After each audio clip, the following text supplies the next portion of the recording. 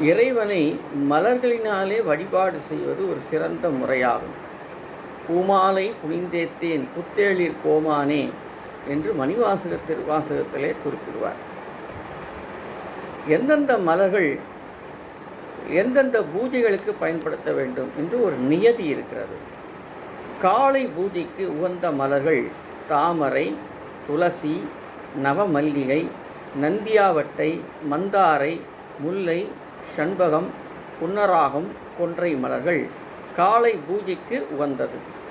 நடுப்பகல் பூஜைக்கு உகந்த மலர்கள் வெண்தாமரை, அலரி, புரசு, துளசி, நெய்தல், வில்வம், சங்கு புஷ்பம், ஓரிலை தாமரை இவையெல்லாம் நண்பகல் பூஜைக்கு உகந்தது. மாலை பூஜைக்கு செந்தாமரை, மல்லி, ஜாதி, முல்லை, மறுக்கொழுந்து, வெட்டிவேர், துளசி, வில்வம் இவையெல்லாம் மாலை பூஜைக்கு உகந்தது. இதன் மூலமாக பூஜைக்கு எந்தெந்த மலர்கள் பயன்படுகின்றன என்பதை தெரிந்து கொண்டோம். நன்றி.